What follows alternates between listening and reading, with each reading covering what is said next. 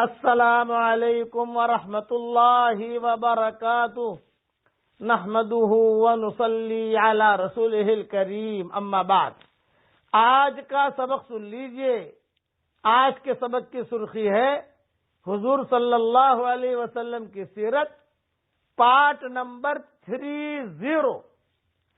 اب حضرت خدیجہ نے جب دیکھ لیا کہ 100% یہ لڑکا اوکے ہے، حضور صلی اللہ علیہ وسلم اپنا مال لے کر روانہ ہونے لگے، دروازے تک پہنچے تو حضرت خدیجہ نے کہا محمد محمد محمد، بلایا حضور صلی اللہ علیہ وسلم کو اور بٹھایا، اور بٹھا کر کہا یہ مال بھی لیتے جاؤ، یعنی پروفٹ بھی سارا لے لو اور جو موڑی ہے راس المال وہ بھی لے لو۔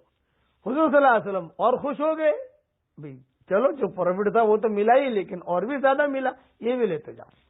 اب حضور لے کر پوٹلے لے کر روانہ ہوئے، دروازے پر پہنچے، پھر حضرت خدیجہ نے بلایا محمد محمد ذرا یہاں آؤ۔ بیٹھے حضور صلی اللہ علیہ وسلم، نفیسہ قریب بیٹھی ہوئی تھی، یہ پرائیویٹ سیکرٹری تھی، تو نفیسہ سے کہا کہ تم قریب والے کمرے میں چلی جاؤ، میں کچھ بات کرنا چاہتی ہوں ان سے۔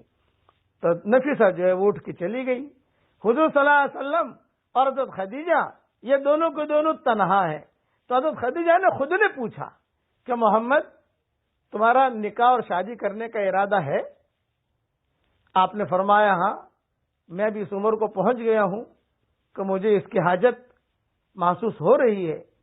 تو حضرت خدیجہ نے کہا کیا ارادہ ہے؟ اگر میرے ساتھ آپ کا نکاح ہو جائے، آپ میرے ساتھ نکاح کر لیں، آپ کی کیا رائے ہے؟ تو آپ فرماتے تھے جب میں نے یہ سنا تو میرے تو دانتوں میں پسینے آ گئے۔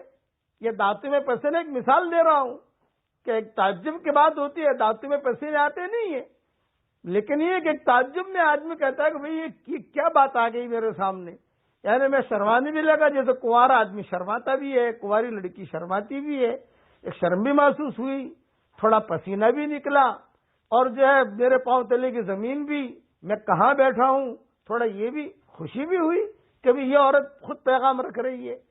چنانچہ حضور صلی اللہ علیہ وسلم نے جواب دیا، اور بہت اچھا جواب دیا۔ بھئی یہ معاملہ نکاح کا، شادی بیاہ کا، یہ زندگی بھر کا مسئلہ ہوتا ہے، میں گھر جا کر اپنے گھر والوں سے، خاص طور سے میرے چچا ابو طالب جو ہیں، میں ان سے مشورہ کروں اور کر کے پھر میں آپ کو جواب دوں۔ تو حضرت خدیجہ نے کہا کہ ٹھیک ہے۔ حضور صلی اللہ علیہ وسلم روانہ ہو گئے۔ حضرت خدیجہ دروازے پر کھڑی ہوئی دیکھتی رہی۔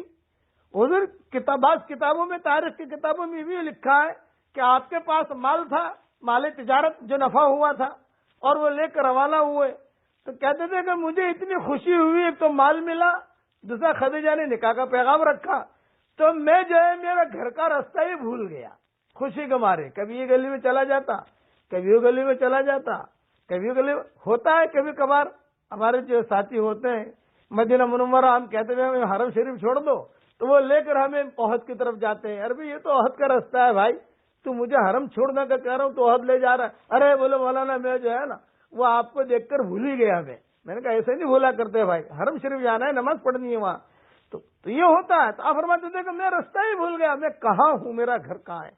چنانچہ سوچ ساچ کر اپنے گھر پر پہنچے۔ ابو طالب وہاں انتظار میں تھے، ابو طالب کو مال دیا، ابو طالب بہت خوش ہو گئے کہ بیٹے نے آج کمائی کی، بہت اچھا پیسہ لے کر آیا۔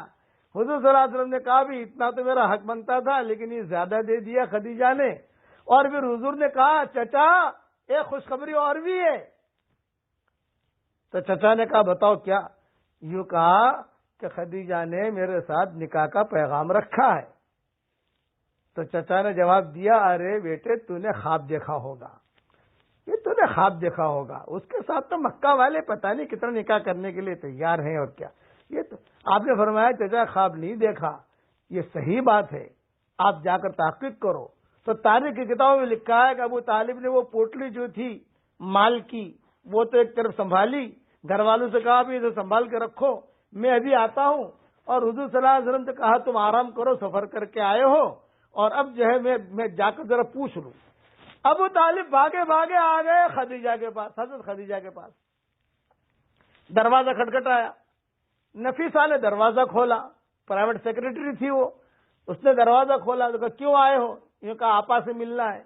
یہ کہا آپا بھی نہیں ملتی، آپ بیٹھے رہو باہر۔ یا یہاں بیٹھے رہو. حضرت خدیجہ نے اندر سے سن لیا کہ کوئی آدمی آیا ہے. پوچھا کون ہے؟ نفیسہ کون ہے دروازے پر آیا؟ یہ کہا ابو طالب، وہ جو محمد ہے ان کے چچا ہیں. انہوں نے کہا ان کو بلاؤ اندر بلاؤ. فوراً حضرت خدیجہ نے اندر بلا لیا اور اندر بلا کر جو ہے ابو طالب نے کہا کہ میرے بھتیجے نے آ کر یہ بات کہی ہے کہ آپ نے نکاح کا پیغام رکھا ہے.